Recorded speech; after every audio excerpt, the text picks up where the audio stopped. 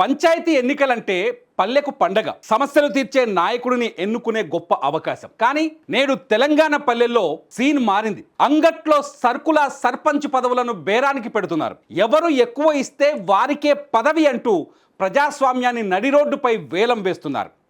అభివృద్ధి ఆశయం పక్కన పెట్టి ఆధిపత్యం ధనమున్న వారికే పట్టం కడుతున్న ఈ ఏకగ్రీవ నాటకంపై స్పెషల్ స్టోరీ. ప్రజాస్వామ్యంలో ఓటు అనేది ప్రజల చేతిలోని వజ్రాయుధం. కానీ ఇప్పుడు ఆ ఆయుధాన్ని పక్కన పడేసి ధనమే ప్రధాన ఆయుధంగా మార్చేశారు కొందరు పెత్తందారులు. ఊరి అభివృద్ధి కోసం ఏకగ్రీవం చేసుకోవడం మంచిదే, కానీ అది మనస్ఫూర్తిగా జరగాలి తప్ప ఊరి గుడికి ఎవరు ఎక్కువ విరాళమిస్తే వారే సర్పంచ్ అనే వేలంపాట నిర్వహించడం రాజ్యాంగ స్ఫూర్తికే విరుద్ధం.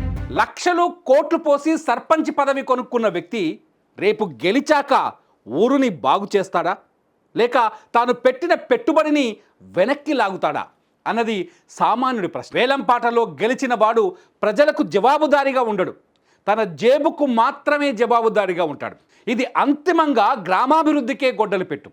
ఇంత జరుగుతున్న ప్రధాన రాజకీయ పార్టీలు మాత్రం తమకేమీ పట్టనట్లు వ్యవహరిస్తున్నాయి. వేలం పాటలను అడ్డుకోవాల్సిన బాధ్యతలను గాలి కొదిలేసి తమ పార్టీ సానుభూతి పరులకు పదవి దక్కితే చాలు అనే ధోరణితో ఉన్నాయి. అధికారులు కూడా చూసి చూడనట్లు వెళ్తుండటం శోచనీయం.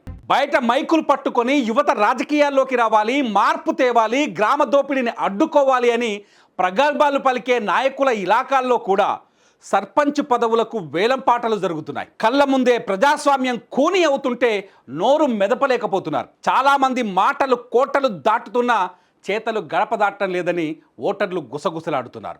ఓటు హక్కు అనేది అమ్ముకునే వస్తువు కాదు, రేపు మన భవిష్యత్తును నిర్ణయించే శక్తి. ఏకగ్రీవం పేరుతో జరుగుతున్న ఈ వేలం పాటలను యువత, విఘ్నులైన ప్రజలు అడ్డుకోవాలి. డబ్బు సంచులు ఉన్నవాడు కాదు, దమ్ము, ధైర్యం, సేవాగుణం ఉన్నవాడే నిజమైన నాయకుడు. అలాంటి వారినే ఎన్నుకుందాం, ప్రజాస్వామ్యాన్ని గెలిపిద్దాం.